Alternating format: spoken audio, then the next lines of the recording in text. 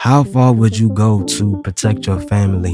And what does protecting your family look like to you? Who would you be willing to protect your family from? And who wouldn't you be willing to protect your family from? What situation would you not be willing to protect your family from? These are questions I don't think we usually ask ourselves, but today we're going to talk about it on the Larger Than Logic podcast. My name is Avery Taylor, and I appreciate you for allowing me to have a second of your day. Now, the main theme of today's podcast, we're dissecting this idea, and I'm leaving with this thought that protecting your family means protecting them from anybody and anything, regardless of relationship or perception. This means that you are charged with protecting your family from any person. It doesn't matter who they are to you, who they were to you, who you think they are, how dangerous or harmless you think they are. It's your job to protect your family from them. It doesn't matter your perception. It doesn't matter what you feel. It doesn't matter what you think they might do or what you think they wouldn't do. You need to understand that as a man, anybody is capable of anything given the right situation. And the calling, or I don't even call it a calling, the responsibility that you have being responsible for your wife, your kids, is that you're the one who's supposed to protect them. If something happens, they're not going to be looking to the left and to the right. They're going to be looking at you because that's your responsibility. I feel as though this needs to be said because I'm in a lot of conversations and I oftentimes see when something that should not have happened takes place. All too often, you see husbands and fathers, you see men trying to sweep stuff under the rug or trying to play it off. Oh, they didn't mean it. Oh, it's not that serious. Oh, they was just joking. Oh, it's nothing. They keep playing stuff off like it's cool until something really, really, really bad happens. And then when something really, really, really bad happens that cannot be taken back, we find ourselves in a situation where we're looking at ourselves and now we're ready to kill somebody. We're ready to beat somebody up. We're ready to do something just so crazy behind wanting to feel as though we protected our family or attempting to protect our family the best way that we know how, not realizing that we had every opportunity on the front end. We had every opportunity when the conversation was open. We had every opportunity when we saw these situations loading to do something about it, but we didn't. And now our family has to deal with the consequence of our inaction. This is so important to me because I've just seen it over and over again, and I've even experienced it in situations where there was things I wish I would have been protected from and I wasn't. Glory to God, I'm still here. Glory to God that I'm on the other side of situations, and I'm thanking God that you're on the other side of your situations because there's nobody who goes from being a child to being an adult completely unscathed. But I want to make this very, very real for you because there's a responsibility that you hold. And if you recognize that responsibility now, your family will thank you for that later. You see, regardless of title and regardless of who somebody's supposed to be, anybody really can and will do anything. And just because somebody's in a specific position, just because they're a doctor, they're a nurse, they're a teacher, however you want to spin it, that doesn't mean that they're going to have your family in mind the way that they're supposed to or the way that you would. I remember when my daughter was born, she had some health complications and she had to go to the NICU. And I stayed down there in that NICU literally every single night. I was there. I was talking to the doctors. I was talking to the nurses. They knew my face and they knew I was coming back. They knew I was going to be in that room. And there was this one night where I wasn't going to stay, and I made it known that I wasn't going to stay. But after talking to my wife, I was like, yeah, we should probably go back. And they weren't doing what they were supposed to be doing concerning my daughter. And given what happened for her to be in the NICU in the first place, that definitely made me furious. But this is a prime example of just because somebody has a title, just because somebody has a certain responsibility, or just because somebody's paid to do something, just because you expect somebody to do the thing that they're specialized and trained to do, does not mean that they will do it concerning your family, especially when it's the most important. There's been friends that I've had that Even before I was married, they disrespected my wife. And after being married, they disrespected my wife. And then still tried to smile in my face and expect me to show up in a relationship and be of benefit and service to them. Disrespecting my wife in my face, but then it's just ridiculous, you know? And expecting me to damage her emotionally by continuing to smile and play like nice. Like, no, I don't have any hate in my heart towards anybody.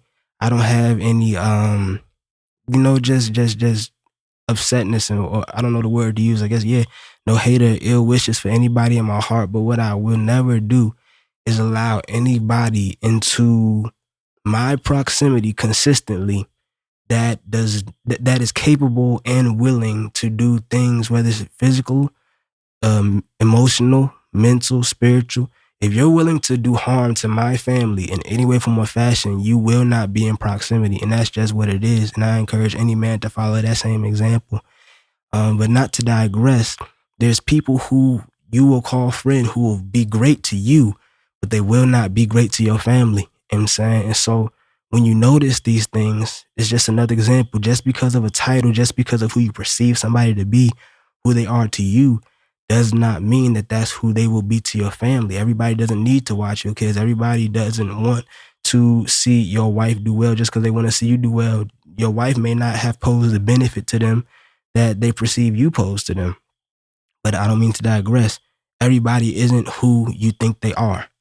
There's even been certain family members who have pushed certain boundaries that I would completely say are just inappropriate on her side and on my side. And this is something that, is definitely uncomfortable. Nobody likes to see it. But what we have to understand, bruh, is that regardless of who somebody is, regardless of who they are to you, regardless of who they were, or regardless of who you want them to be, that does not mean that they have your family's best interest in mind. They're not thinking about all the things that you're thinking about. They don't know about all the situations that you know about. They don't know about the details and intricate needs of your wife. They don't know about the details and intricate needs of your child. And they might very, very well want to step into certain places and do certain things and try certain things. And that's all well and fine. But at the end of the day, anything that happens, good or bad, that falls on you. If something goes wrong and you had the ability and you saw the situation loading and you had the ability to step in and circumvent that, that falls on you. And so this is what I need you to understand today.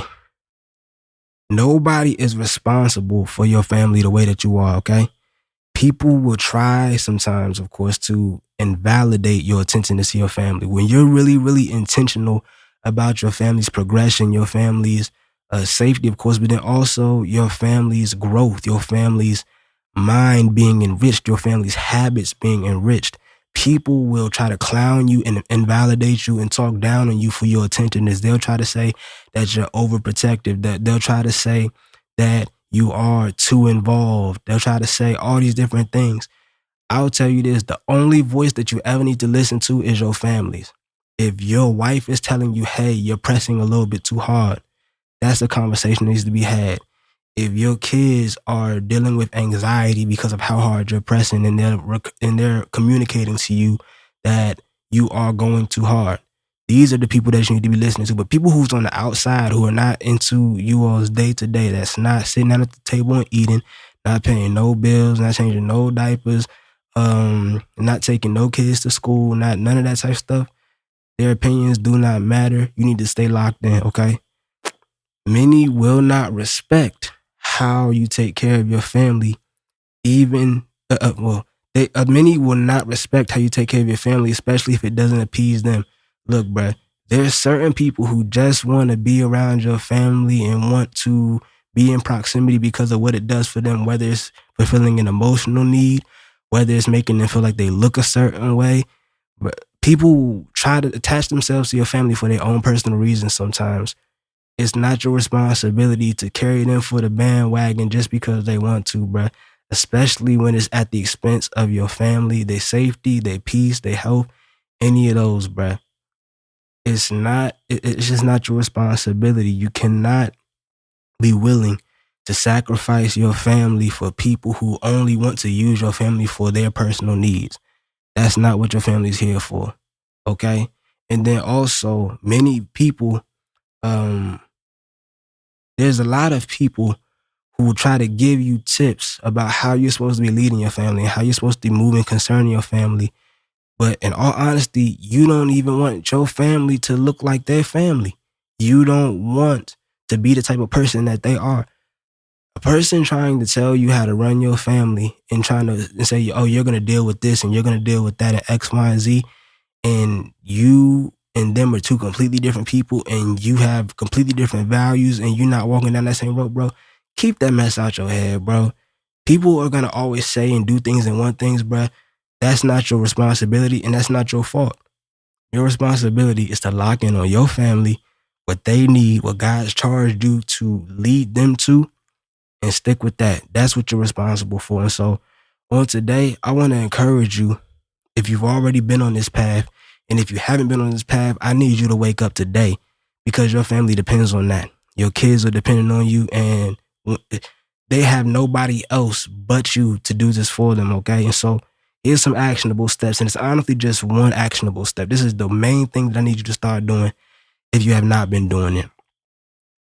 Vocalize rules concerning your family, okay? Vocalize rules concerning your family. Your voice and the boundaries you place around your family is their hedge of protection, okay? So if you are going places, you're with your family, y'all with friends, y'all doing your thing, it's okay to say, hey, we don't talk about this in my family. We don't talk about these types of subjects in my family.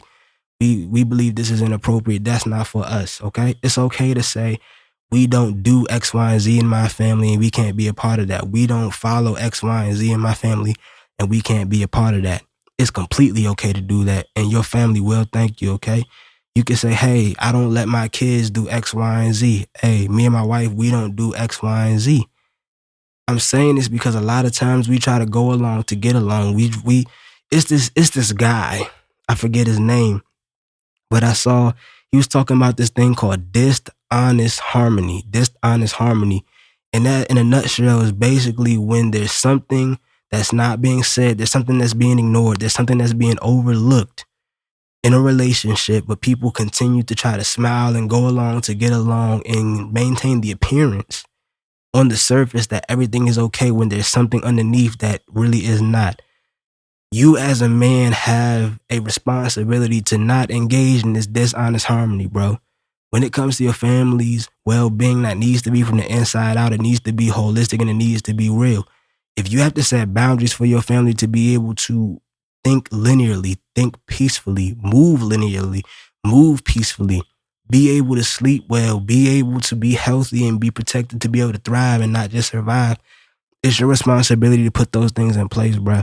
And so today on the Larger Than Logic podcast, what I need you to understand is that I don't care if it's a friend, I don't care if it's a doctor, I don't care if it's a lawyer, I don't care if it's your mother, I don't care if it's your father, your cousin, your brother, your sister, your pappy, your dog, your cat.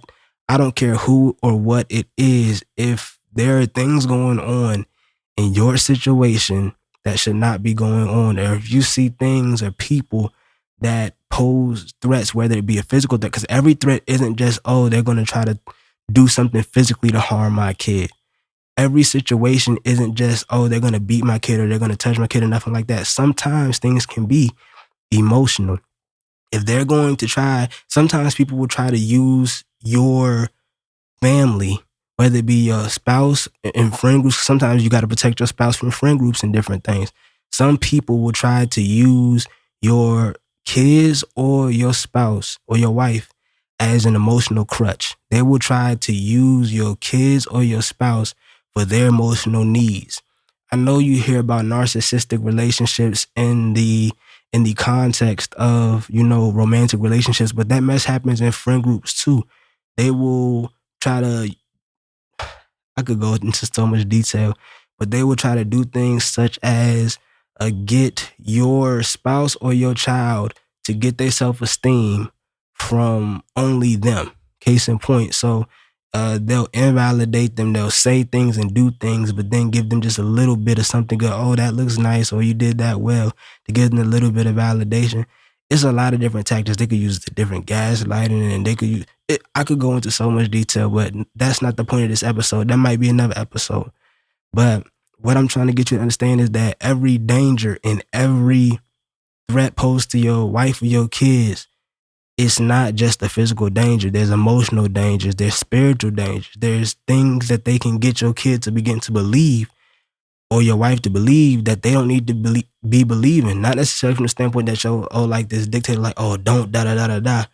But people will try to impose things and get inside their head and position themselves in their lives in ways that's just inappropriate. And as a result, it has a lasting effect. And it's your job to stand in between that. And so, yes, 100% today, I don't care who it is, you need to understand that it's your responsibility to protect your family. It's your responsibility to protect your wife. It's your responsibility to protect your kids. And if you don't do it, nobody else is going to do it. And so if you've been doing it, man, I just take my hat off to you. And I'm so glad that you are one of the men that's stepping up and not just being a provider, not just being a leader, but being a true protector in every aspect of the word that you possibly can within your cognition. And if you have not been walking in your responsibility, bro, it's never too late. I would highly encourage you to start today. My heart goes out to your family thus far, but it's time, bro. It's time, and I need you. Not only I need you to step up, they need you to step up. But that's what I got for y'all today, man. Once again, my name is Avery Taylor. You are listening, or tuned in rather, to the Larger Than Logic podcast, and I'm so glad that you have allowed me to be a part of your journey.